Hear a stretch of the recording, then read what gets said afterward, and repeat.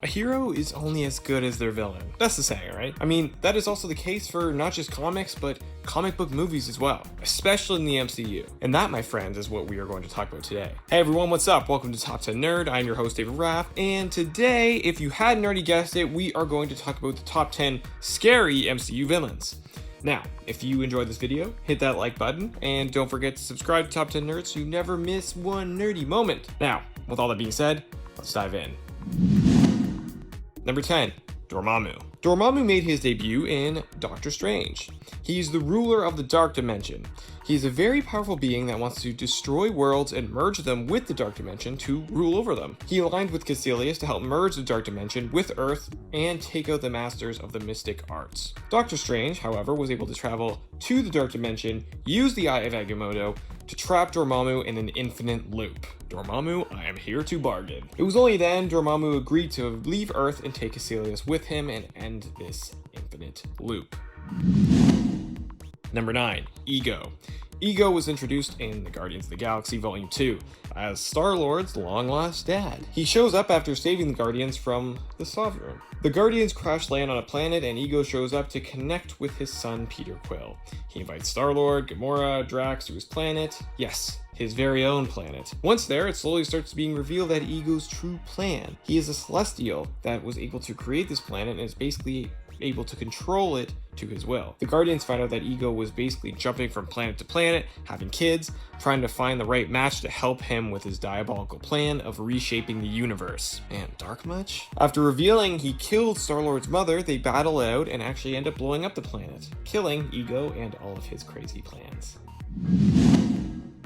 Number 8, Ultron. So, Ultron was basically Tony Stark's creation to help protect Earth. The Ultron program was placed in kind of like an Iron Man-like body to help fight any threat that Earth could face. But it ends up turning into something much, much worse. An AI that sees humanity as a threat. So, seeing as he wants to wipe out the human race, he wants to do it with basically a giant meteor. Yes, a meteor.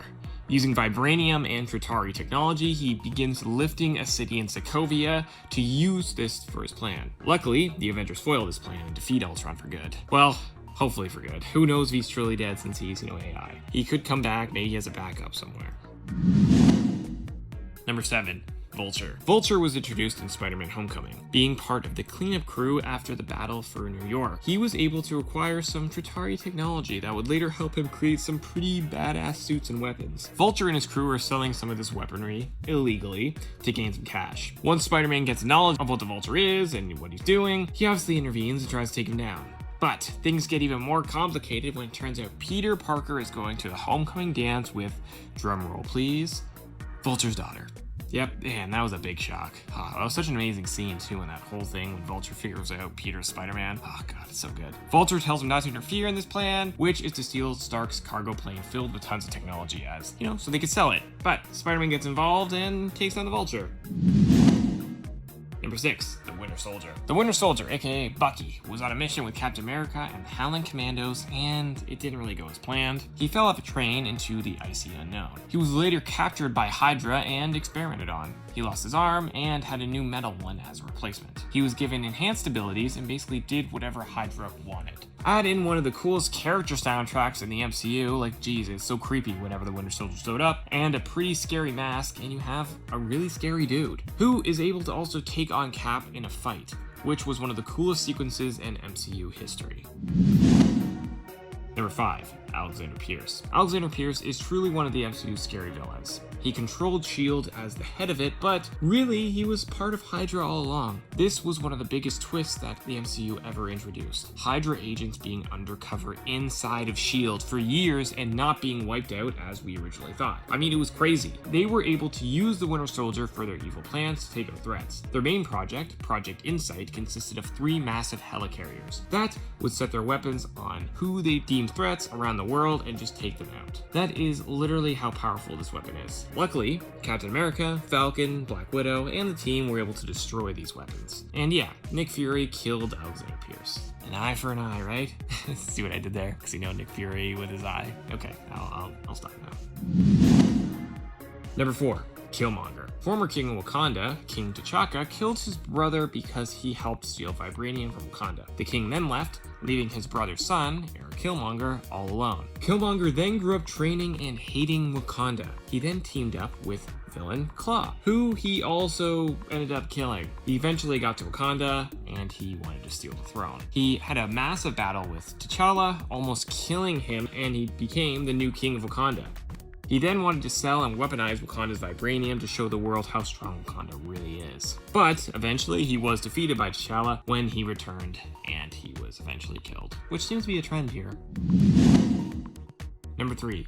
Loki. Loki has been around since phase 1 of the MCU. He was the main villain in the first Thor movie. He basically wants to rule Asgard, so he aligns himself with the Frost Giants to invade Asgard and take out Odin and become the ruler. Odin gets put into the Odin sleep, and Loki takes control of Asgard, since Thor was banished. It is then revealed to him that he is actually a Frost Giant. Yeah, I mean, that'd be a big shock to anyone. Alas, he cannot hold control of Asgard and is defeated by Thor once he returns. Loki then returns to rule over Earth in the Avengers, teaming up with the Chitauri and invading New York. In a massive battle, Tony is able to send a missile into space, blowing up the Chitauri headquarters, which defeats the army. Loki then is encountered by the Hulk, who takes care of him in a very satisfying way. He's then brought back to Asgard as a prisoner. Then, we're not done yet, folks. In Thor the Dark World, he is helping Thor on a journey to defeat the Dark Elves. He then appears to die. He actually only made it look like he died so that he could infiltrate Asgard as a guard, then banish Odin out of Asgard to Earth. He then rules Asgard as Odin, but Thor sees right through that and stops him in his tracks. He does end up teaming up with Thor again, and he kind of does die as a hero.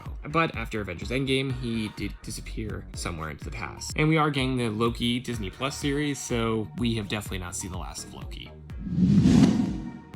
Number 2, Hela. Hela is truly one of the most powerful and baddest villains in the MCU. She literally destroyed Thor's hammer with her bare hand. Hela is the goddess of death. She is revealed to be Odin's daughter, but upon his death, she is freed from the hold he had on her and escapes. After she attacks Thor and Loki, causing them to end up on another planet, she returns to Asgard to be its rightful ruler. It's revealed that Odin tried to hide the true past of Asgard to his people of how Odin and Hela actually conquered the 9 realms in battles. By continuing to grow stronger and stronger by gaining more powers by being in Asgard, she was able to take out the army and rule. She would have been successful in her rule, but after Thor and Loki returned with the help of Hulk and Valkyrie, they were then able to release Surtur and destroy Asgard and cause Ragnarok, along with Hela. Yes, she is one powerful villain.